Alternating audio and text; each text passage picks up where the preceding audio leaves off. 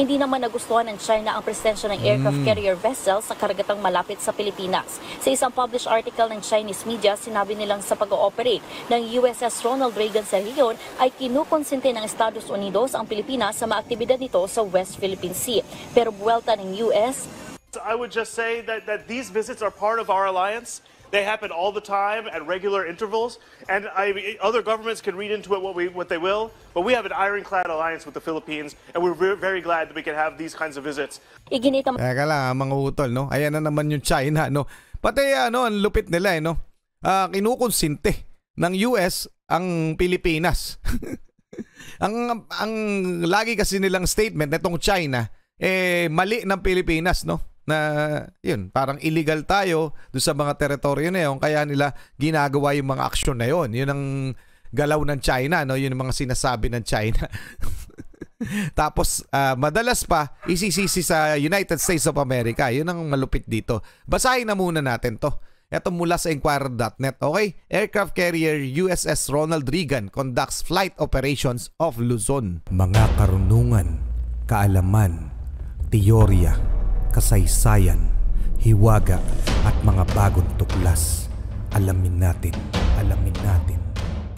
Dahil sa ginawang panggigipit na naman ng China o harassment ng China kamakailan lamang sa West Philippine Sea, partikular sa Ayungin Shoal, kung saan mga utol binangga ng China Coast Guard ang isang barko ng Pilipinas o dalawa pala, no, na magsusupply lamang sa Ayungin Shoal dahil nga ang pinipilit o ginigiit ng China kanila yon. At nang matindi dito, binaliktad pa yung mga pangyayari. Mga utol, sinisi pa ang Pilipinas at sinisi rin ang United States of America dahil yun daw ang nagsusulsol sa Pilipinas kung bakit nagkakaroon ng tensyon dito. Pero bilang tugon, ito po yung statement ni US President Joe Biden tungkol sa nasabing pangyayari. Okay, so painggan na muna natin bago tayo dumako doon sa isang report natin. Eto na po yun, ha? I want to thank you, Mr. Prime Minister. Look, Australia and the United States also share, in my view, a commitment to upholding international rules of the road, including freedom of navigation. Just this past week, the PRC vessels acted dangerously and unlawfully as our Philippine friends conducted a routine resupply mission within their own exclusive economic zone in the South China Sea. I want to be clear. I want to be very clear. The United States defense commitment to the Philippines is ironclad. The United States defense agreement with the Philippines is ironclad. Any attack on the Filipino aircraft vessels or armed forces will invoke our mutual defense treaty with the Philippines. Napakalinaw niyang statement na yan, mga utol, no? Kapag inatake, kahit anong klaseng atake ang gawin ng China, lalo pag arm attack o especially arm attack, may invoke na yung Mutual Defense Treaty. Sa madalit sabi, pwede na tayong gumante o rumesback sa kanila. Parang ganon, mga utol. Ang sinasabi, matindi itong babala na sinasabi ni President Joe Biden. Dumako na tayo dito sa report na ito mula sa PTV Philippines. Pakisubscribe yan, pakilike na rin yung video. Ayan, mga utol. China pumalag sa nakatakdang pagbisita ng USS Ronald Reagan sa Pilipinas. Ano nga ba yung USS Ronald Reagan, mga utol? Ito po yung isang nuclear aircraft carrier ng United States of America kung saan dadaong o baka dumaong na dito sa Pilipinas dahil nagsasagawa na ito ng practice o flight sa Luzon Strait, mga utol. So pakinggan muna natin ang report na ito. Nagsasagawa ngayon ng flight operation sa eastern part ng Luzon Strait ang nag-iisang forward deploy aircraft carrier ng Estados Unidos, ang USS Ronald Reagan. Sakay na mahigit 1,000 talampakan na barkong pangdigma na ito ang ilang high-tech aircraft kagaya ng FA-18 jets, C-2 Greyhound at mga helicopters. Nag-ooperate ang USS Ronald Reagan sa Indo-Pacific region at meron itong mahigit 5,000 sailors at 150 dito ay mga Pilipino. Ay, daming mga Pinoy, mga utol. Teka lang, ha?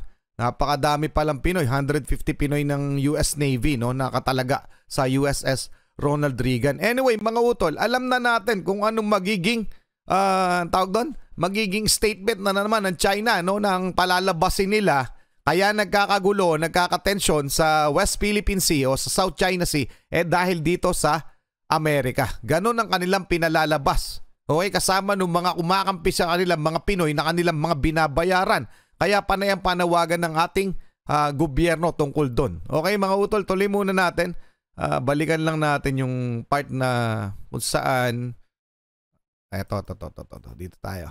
Nang bumisita ang USS Ronald Reagan sa bansa sa mga susunod na araw. Ito na ang Balikan lang natin. It would have been the Navy because everybody's here. You know, the Filipinos are strong in the Navy. Nakatakdang bumisita ang USS Ronald Reagan sa bansa sa mga susunod na araw. Ito na ang magiging ikatlong pagpunta ng barkong pangdigma na ito sa Pilipinas. The visit of the Reagan is a symbol of the partnership and the alliance that we have with the Philippines. Hindi naman nagustuhan ng China ang presensya ng aircraft carrier vessel sa karagatang malapit sa Pilipinas. Sa isang published article ng Chinese media, sinabi nilang sa pag-ooperate ng USS Ronald Reagan sa rehiyon ay kinukonsente ng Estados Unidos ang Pilipinas sa mga aktibidad nito sa West Philippine Sea. Pero buwelta ng US, I would just say that these visits are part of our alliance. They happen all the time at regular intervals, and other governments can read into it what they will, but we have an ironclad alliance with the Philippines, and we're very glad that we can have these kinds of visits. iginit ang Teka lang mga utol, no? Ayan na naman yung China, no? Pati ang lupit nila, no? Kinukonsinte ng US ang Pilipinas. ang lagi kasi nilang statement nitong China, mali ng Pilipinas, no? Na yun, parang illegal tayo doon sa mga teritoryo na yun, kaya nila ginagawa yung mga aksyon na yun. Yun ang galaw ng China, no? Yun ang mga sinasabi ng China. Tapos madalas pa isisisi sa United States of America. Yun ang malupit dito. Basahin na muna natin to. Ito mula sa Inquirer.net. Okay? Aircraft carrier USS Ronald Reagan conducts flight operations off Luzon. Okay? So nandyan na. Ay, magaling. Okay. In a show of force in the region gripped by maritime disputes, the United States only forward deployed aircraft carrier conducted flight operations off the eastern Luzon on Wednesday. Okay? The visit of the Reagans is a symbol of partnership and the alliance that we have with the Philippines. U.S. Embassy spokesperson Kanisha Gongofad. Ang hirap basahin ng pangalan niya. No, anyway, siya na yun, yung U.S. Embassy spokesperson. Okay.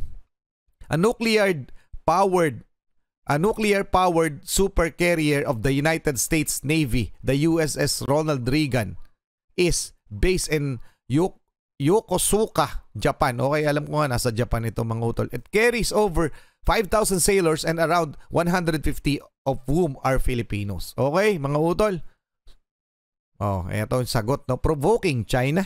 Pinoprovoke nga ba ng United States at ng Pilipinas and China? Chinese publication Global Times said that the operations of the USS Ronald Reagan will encourage the Philippines to conduct what they deem to be provocations against China, even as Manila conducts maritime activities inside its exclusive economic zone. Yung matindi sa China, no? Palalabasin pa nila na mali na naman ang Pilipinas, mali rin ang United States. Kung bakit tayo gumagalaw ng ganito, mali natin. Parang pinagtatanggol natin yung mali natin. O, yun din, pinagtatanggol din ng United States yung mali ng Pilipinas. Ganon ang pinalalabas nitong mga tsekwa na ito. So, anong masasabi nyo dyan, mga utol?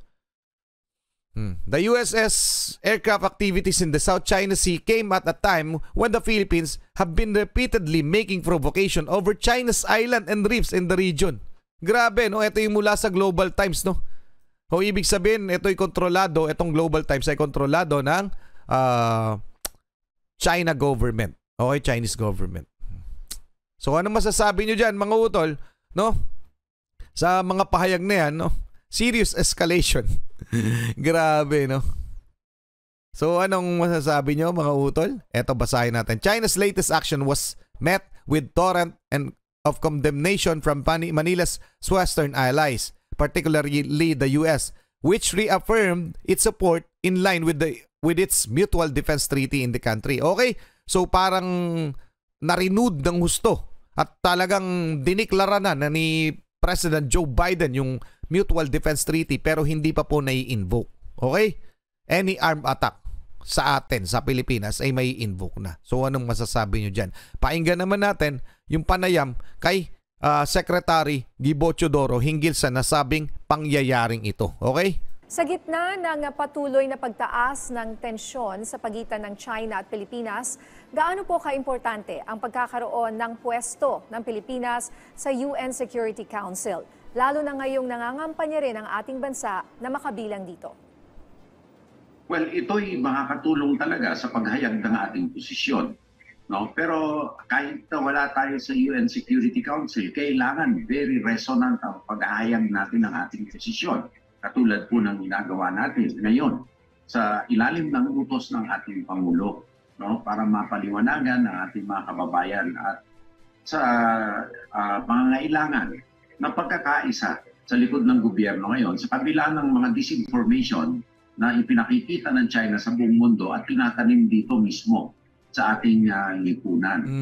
Ngunit uulitin ko, ayaw natin na ng gera at hindi tayo nakikipaggera. Ang ginagawa natin, pinoproteksyonan natin ang atin upang matigil ang pagpupkop at paghihimasok dito ng China na wala silang karapatan.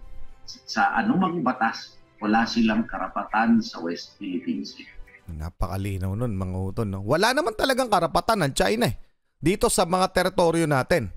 Okay, pero nga, gaya na sabi rin ni Secretary Gibo Teodoro na iba yung pinalalabas ng mga statement ng China na ang pinalalabas ng China sa mundo. Tayo yung mali, tayo yung illegal dun sa mga teritoryo natin. Tayo yung dapat umalis. Sila yung may totoong karapatan, may sovereign rights. Palagi yan ang statement ng China at itong United States ay sumusulsul pa sa mali ng Pilipinas. Gaano kawawalang yung mga yan? Tapos, ang matindi, may mga Pilipino, may mga Pinoy na kumakampi sa China.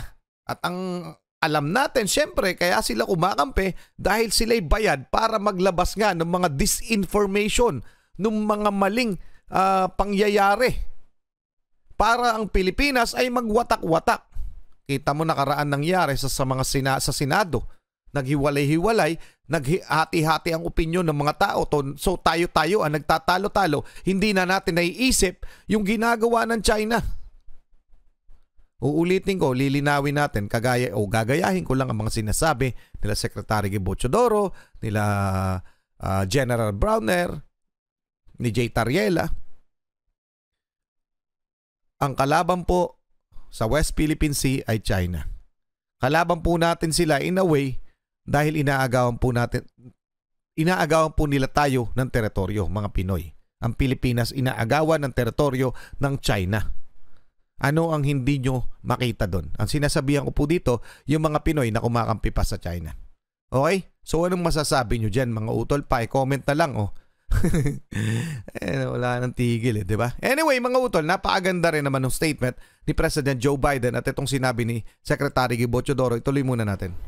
Sir, isinusulong po ngayon ang Maritime Zones Bill para obligahin ang UNCLOS states na sundin ang batas ng Pilipinas sa ating territorial waters.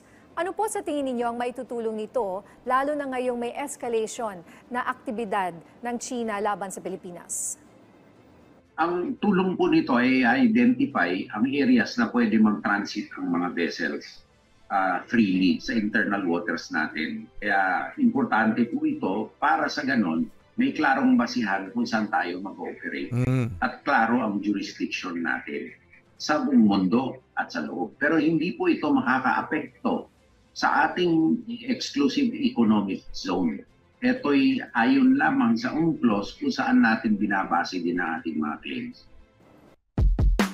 Ngayon na, mga utol, no? Ititigil ko na dito dahil patalastas na ito.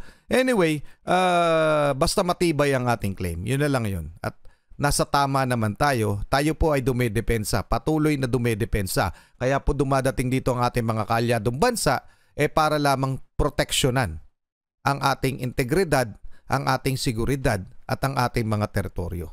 Yun lang po. Hindi po tayo yung nagpo-provoke ng gera. Nilinaw yun ni Secretary Gibo Teodoro, ayaw natin ng gera.